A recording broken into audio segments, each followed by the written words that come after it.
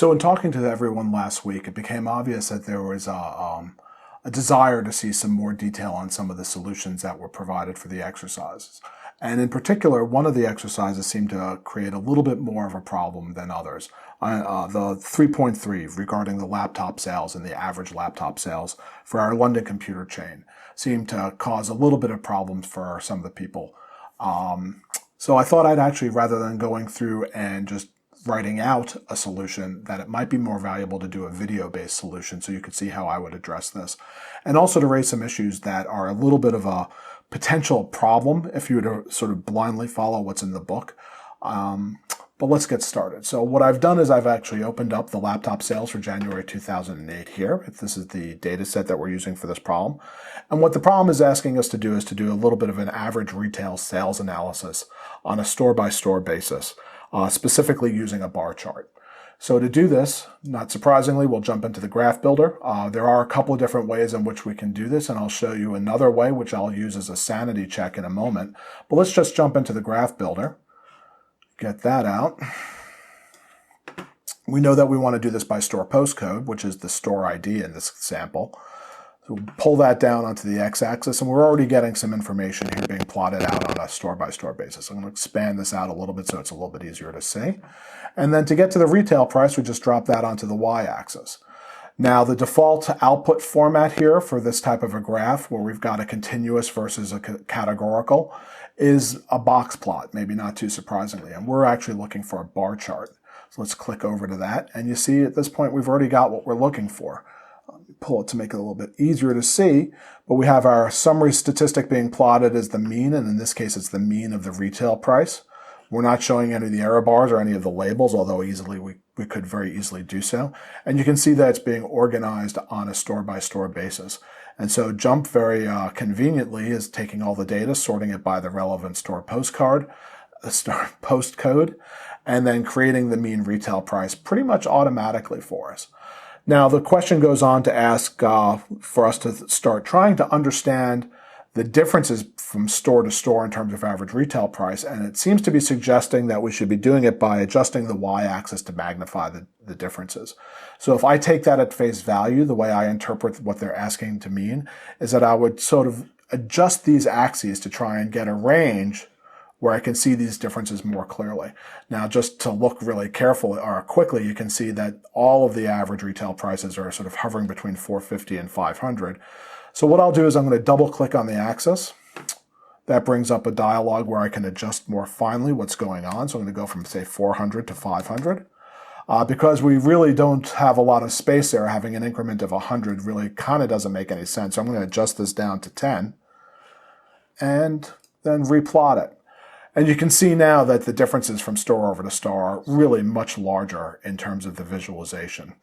Now, for those of you who've taken other statistics classes where they've talked about lies with statistics, or even in my Mod 4 class, you'll know that what my opinion of this output probably is. You can probably predict it.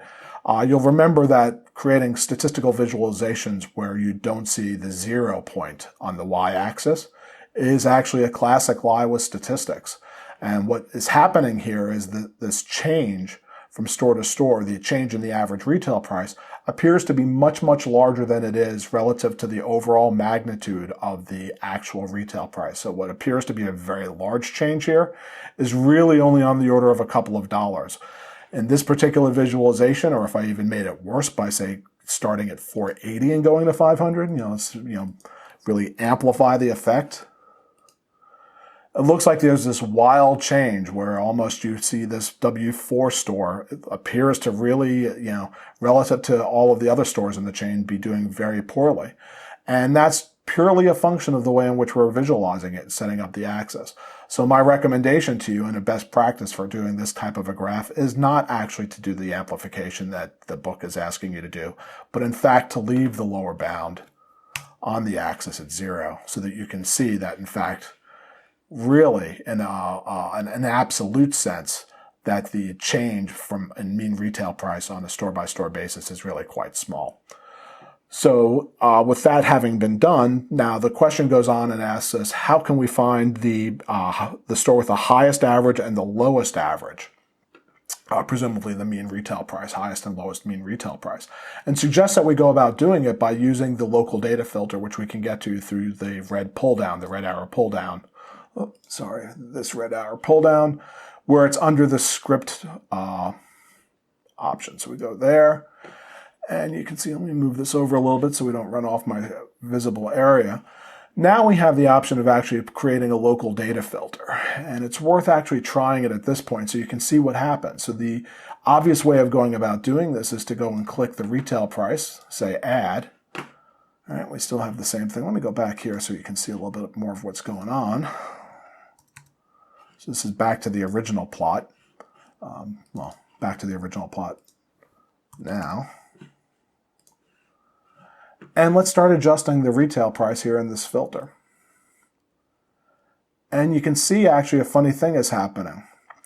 While you might be thinking that what we're doing with the local data filter is getting rid of the stores, that it's in fact actually filtering the mean retail price because that's what we're looking at over here. What's really going on in the local data filter is it's filtering out rows. It's looking for the rows that have the retail price, in this case, between what looks to be a lower bound of about 300 and the upper bound of 665. That's about the range of the retail price over the entire data set. And it's saying, okay, we'll get rid of those rows that in this case are now below just about 439. And you can tell that that's the impact because we can see that as we drop out the rows that have a lower retail price, the average on a store-by-store basis is going up. So this is actually not quite what they're looking for us to do in the example. Instead, what they're looking for us to actually do is to filter out the stores by average retail price. And the way we're going to do that is actually to take a step back and use a column function. So let's introduce a new column, right? Just like what we did the other day. And what we're going to do here is determine the average retail price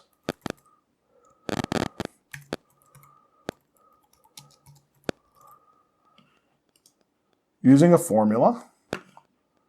And this is exactly what we did in the last video. We're going to take the average over the column for retail price.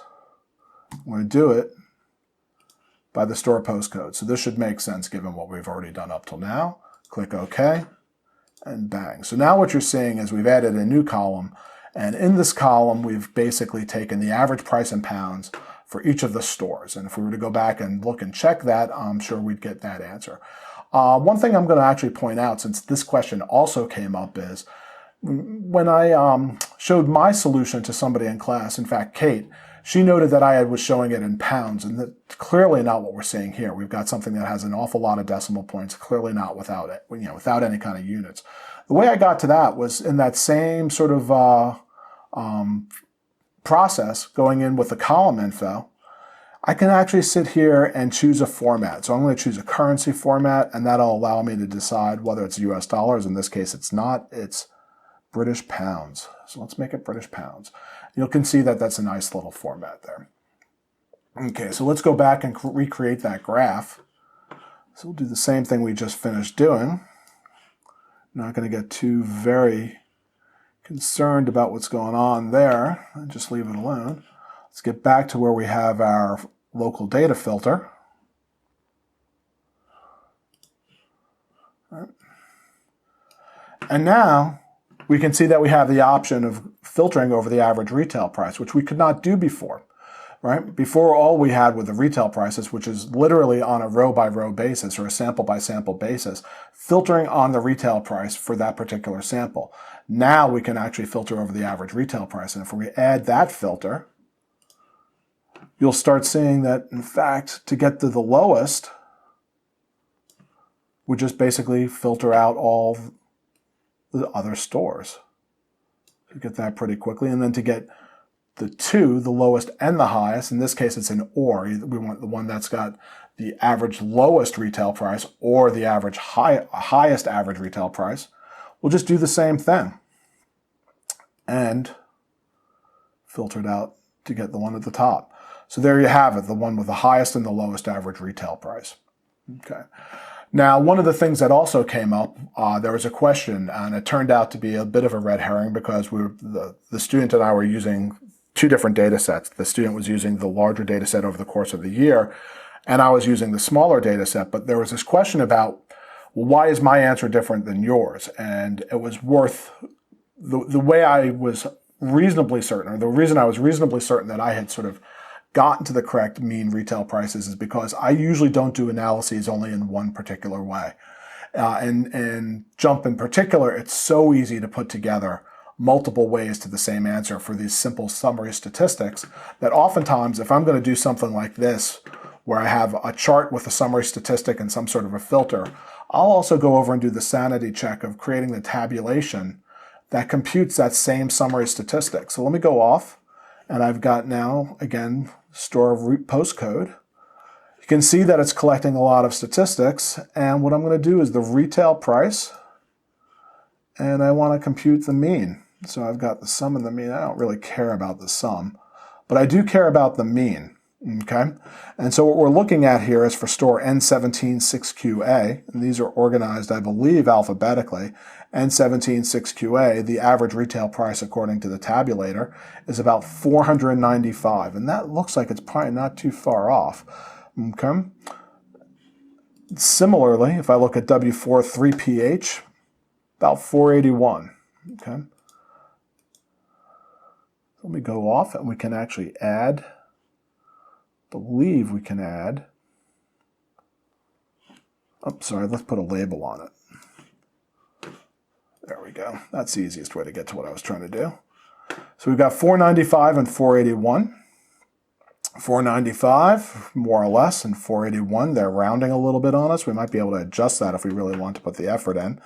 But clearly it's not too far off. And you can see just by looking at this, we could have sorted this if we wanted to. But you can see that we've got the data coming out of the table.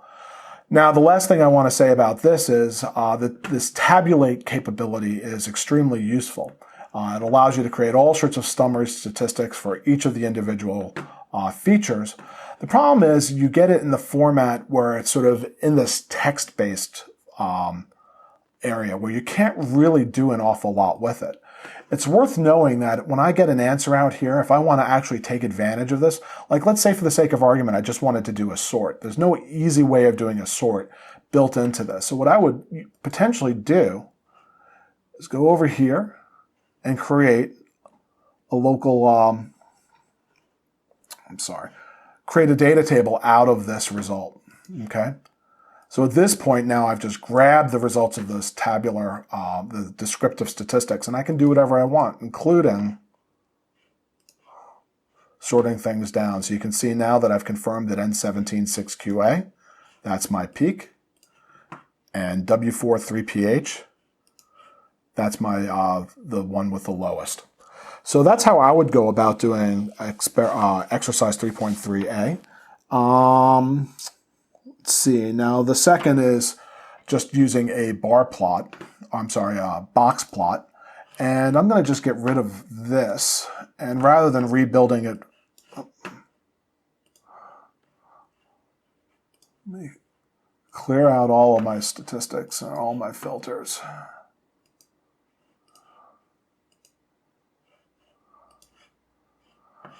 Let me go back to more or less a pristine graph. And all I really need to do is this. So now I've got all of my distributions for all the retail prices on a store-by-store basis, which is part B. And part B, I think basically that's all that it's asking for.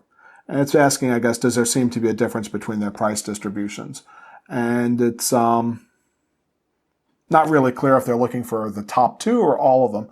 But you can see even holistically that there is clearly a difference in the way in which pricing is taking place at some of the stores. Most notably, at the store S1P3AU, there's a very, very small variance in the retail pricing that's going on with their sales.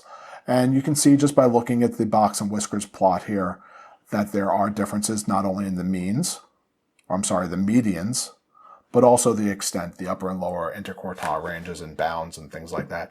Basically, it's all different. So this box plot gives us a very quick way of summarizing a lot of that data. Okay, so that's basically it for exercise 3.3. If there's any other questions, just follow up in the comments. And I hope everyone has a great weekend.